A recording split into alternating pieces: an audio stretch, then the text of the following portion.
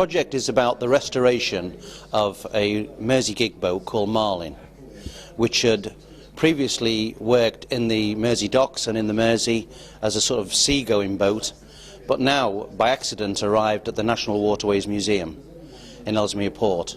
And about a year ago it was planned to dispose of it, and we saw a marvellous chance that we could use it for the local Sea Cadet group. Right, well, we'd already started this project a bit by some of the work, but what our next step is that we can accelerate the project.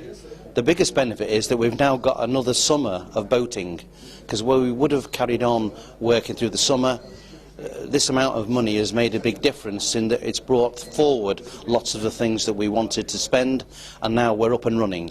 So in effect it's compressed our project immensely, and we'll get another summer's boating out of it. The challenge will be, I guess, stopping the Sea Cadets from wanting it every day of the week.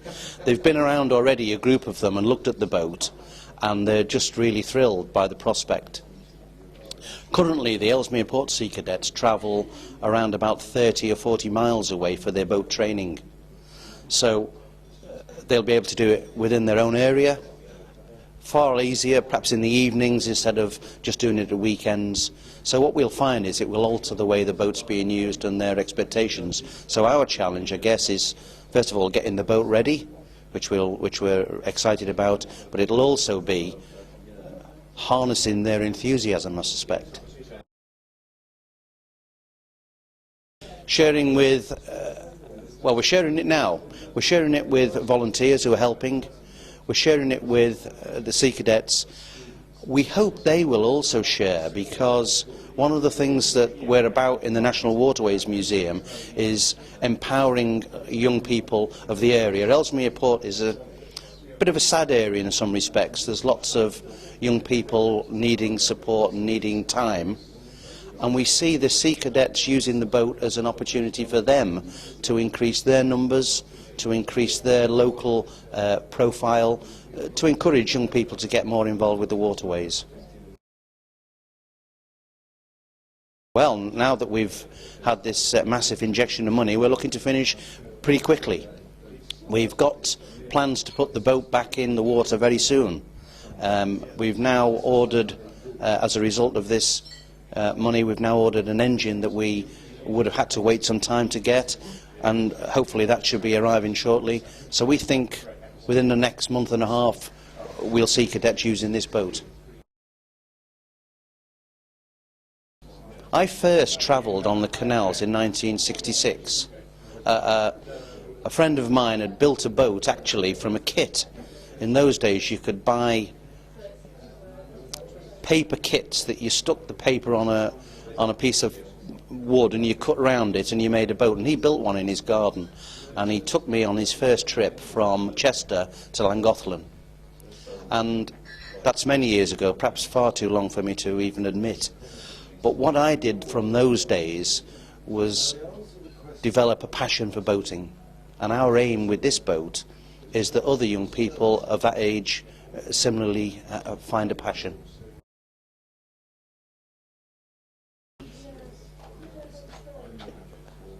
Interestingly, it was the simplicity of it. We found out about this project because one of our members insures with Haven and had received notification of the Academy in the renewal notice, and she rushed in and said, "Look at this." And we saw the process as being very simple and quick. We saw the process as well as being wide. A lot of people, a lot of fundraisers seem to put hurdles in your way. What we thought with this project, with the Haven project, was that they were actually trying to help us, and that's what attracted us.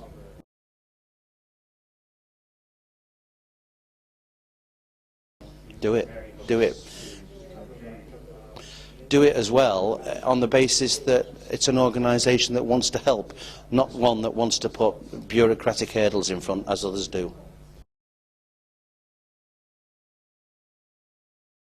Well, two practical things really. The first thing is as I said, they currently travel some distance to avail themselves of training facilities. They'll have them on their doorstep. which will save money and make it easier. But the other thing about it is because it earned its living on the River Mersey, which is a pretty dangerous river, it's essentially a very stable boat. So you'll be able to learn on it in complete safety. It's not a boat that's likely to capsize. It's just a safe boat. So they'll be able to learn boatman skills on their doorstep in a safe boat. They do a lot of canoeing as well, so we can use that as a support boat. They can head off up the canal. We've got about 9 miles of lock-free canal where young people can canoe. So what we thought was perhaps it would be a support boat for that as well, that they set off, get a bit tired, and they can take a break in the boat, and it'll end up towing 8 canoes behind it. It's a really suitable, serviceable, solid little boat. Well, yeah, it can do, and again in 2 ways really. It will introduce a new generation of young people to wooden boats. Nothing against GRP, I can't be, but actually our traditional boats are generally made of wood, and the skills required are dying. Many of the volunteers and people involved in traditional boat building are of my age, and we were really keen that we started another generation of people interested in wooden boats. But the second thing is we will maintain this boat at the Heritage Boatyard, which is within the National Waterways Museum. And that is a scheme we've started deliberately to train young people in traditional boat building skills. On the 1st of March we took on 3 18-month apprentices, local guys around their early 20s, who in their different ways have experienced boat work in the past, but are now for the first time going to do 18 months solid on learning about traditional boat skills. So looking after Marlyn will be part of that for them as well.